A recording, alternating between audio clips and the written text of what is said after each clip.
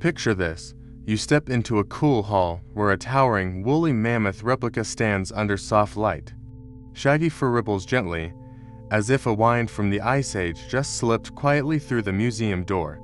I'm your science guide today, a paleontology communicator who has worked in permafrost labs and windswept dig sites.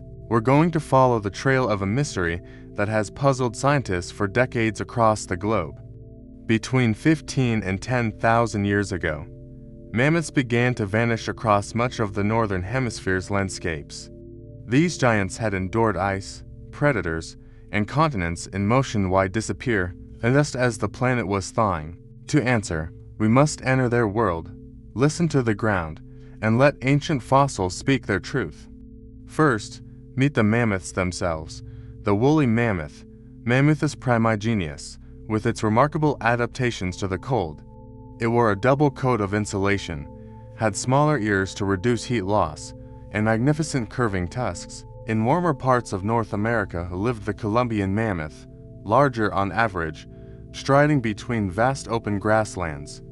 Both were supreme grazers, built for endurance, their high-crowned teeth adapted to mow tough, silica-rich grasses over endless miles. They lived in herds led by experienced females, raised calves slowly, and relied on wide, open, windswept spaces. That homeland is called the Mammoth Steppe, a dry, cold grassland stretching from Spain across Siberia into Beringia. It supported bison, horses, woolly rhinos, musk oxen, cave lions, and humans armed with extraordinary skill and cooperation. At the last glacial maximum, the world was colder, drier, and sea level was hundreds of feet lower. The Bering Strait was a bridge, linking continents. After 19,000 years ago, ice sheets began to retreat.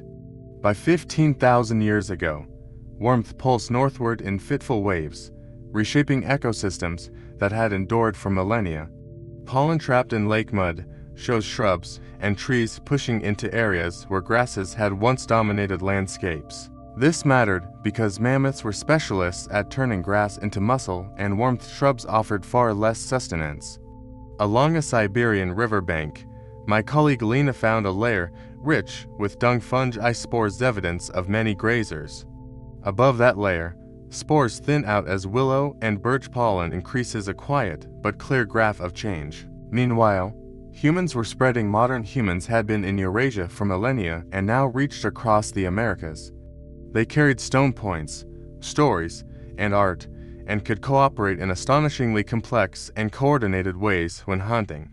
Kill sites with butcher marks show mammoths were sometimes targeted, supporting the overkill idea of hunting-driven extinctions. Some scientists argue moderate hunting pressure on slow-breeding giants could tip the balance toward population collapse. Others counter that climate change and habitat loss were the main forces, with humans as an added stressor.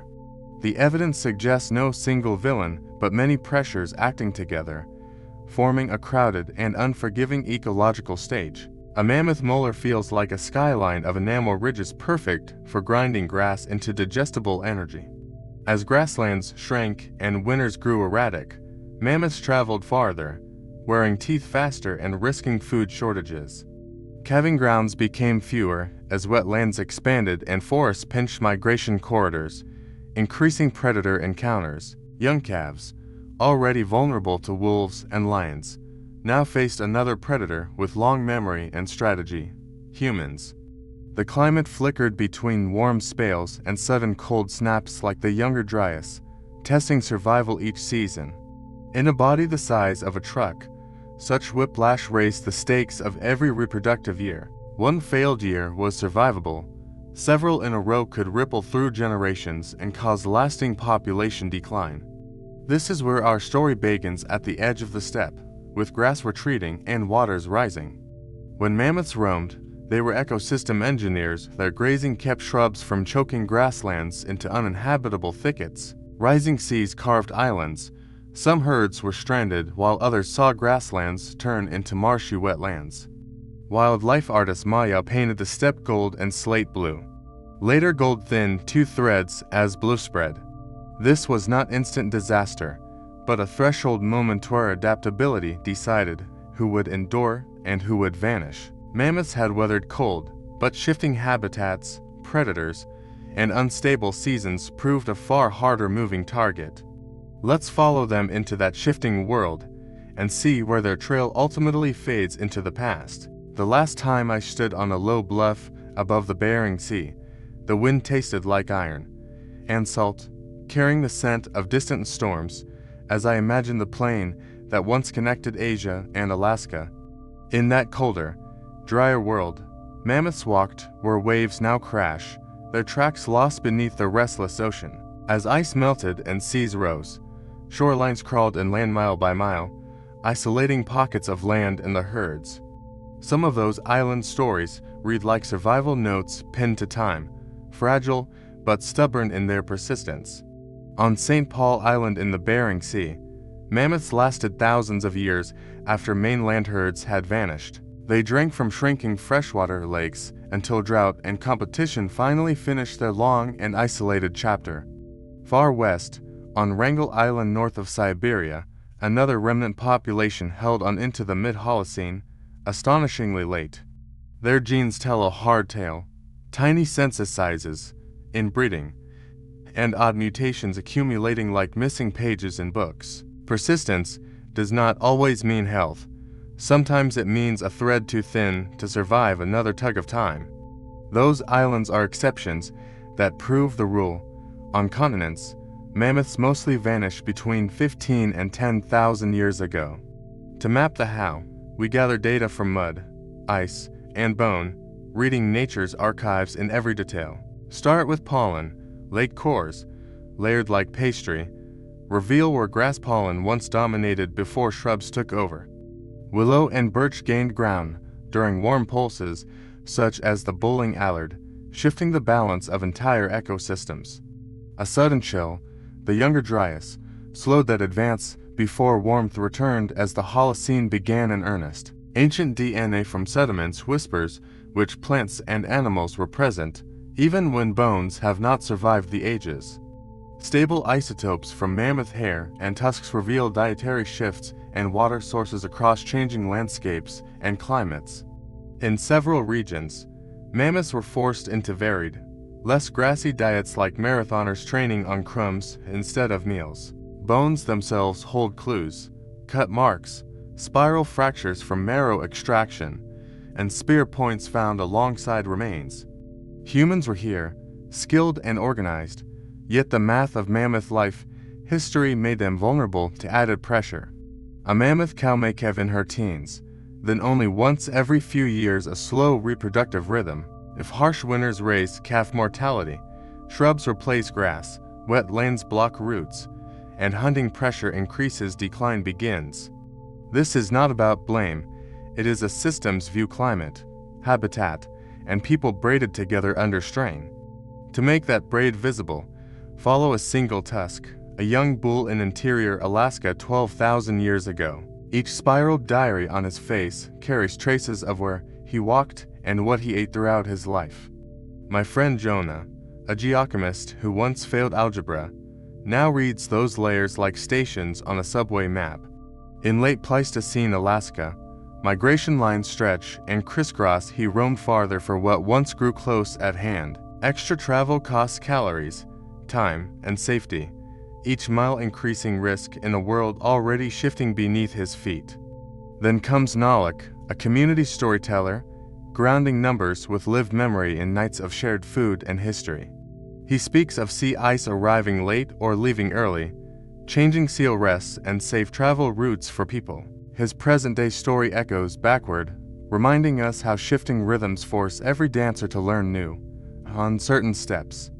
For mammoths 15 to 10,000 years ago, the rhythms never settled: warmth, cold snaps, then a ramp to heat. Grass lost lanes to shrubs and trees, silencing the grass symphony their teeth and bodies had evolved to play. Part of their disappearance lies in music. The song of their world changed key, and they could not keep time. Another part lies in thresholds crossed quietly, herds thin enough that bad luck could topple generations in a season. A late blizzard on calving grounds, ice crusts locking grass, A flood cutting affords small disasters magnified. Predators pressed harder when protective rings of adults thinned. People returned to valleys they knew would yield results. Across the plains and Eurasia, butchered bones and hearths marked human presence, sketching a vulnerability map of the end. A slow life strategy, shrinking habitat, and a clever new competitor formed a hard and unforgiving survival triangle. When forests closed old corridors, mammoths lost not only ground, but also precious time they could never gain. Those echoes guide us into the last part of our journey, where their trail fades and lessons remain. Let's step into a final scene, not from the deep past, but a quiet Arctic island. On Wrangel, their world was a splinter of the steppe, buffered by the restless sea and wind. Genomes from their remains show long isolation, odd coat and smell mutations, and signs of tiny population size. That long tail reminds us extinction is uneven across space and time, a pattern with shifting edges. When Lena studies a stratigraphic wall, she sees thresholds where grass yielded to willow and bison to moose.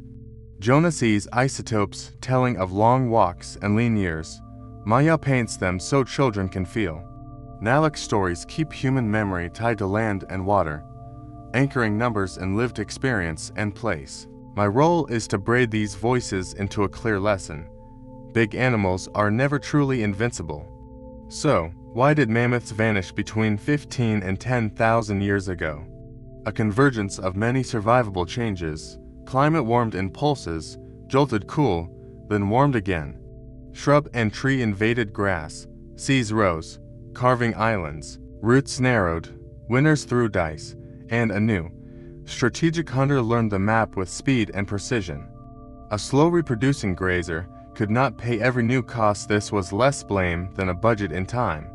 From teeth we learn that specialization is powerful yet perilous. From herds, that matrilineal knowledge can be stranded. From island remnants, we learn isolation can both protect and impoverish.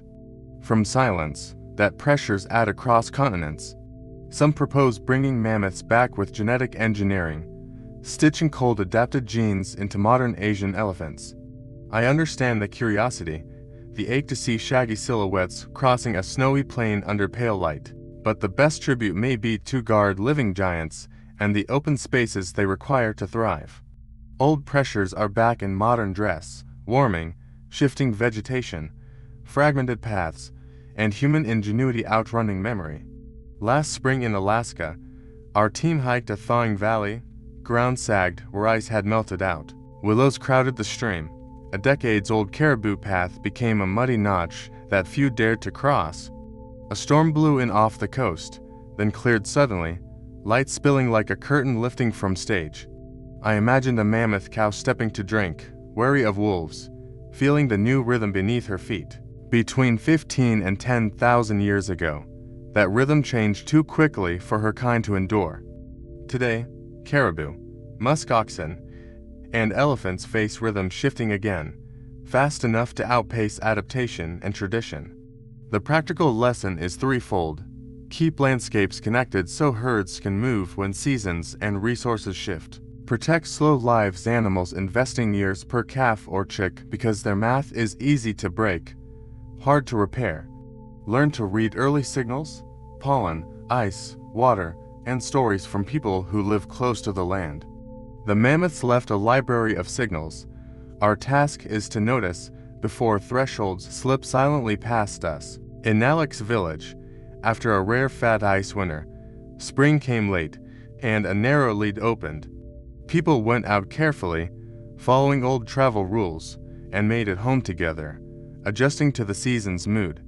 The mammoth story might have ended differently had thresholds been crossed slowly and paths stayed open longer. We cannot rewrite that history, but we can write ours with choices that fit life's real tempos. When you see a museum mammoth, you now know the forces that shaped and ended its world. Let that widen your field of care. Keep grasses where grasses belong, forests where forests belong. Maintain corridors, seasons, and freshwater, aligning plans with how life works to tilt odds toward endurance. That work is less dramatic than cloning giants, but it is the patient care that sustained mammoths for ages. They vanished when costs rose faster than margins. Our task is to keep margins generous for the living. And if you stand on a bluff by the Bering Sea when wind tastes of iron and salt, imagine the plain that was there, the footfalls that faded, and how quiet changes can build to an end. Then look at what still moves. Let wonder guide you and evidence guide your choices forward into time.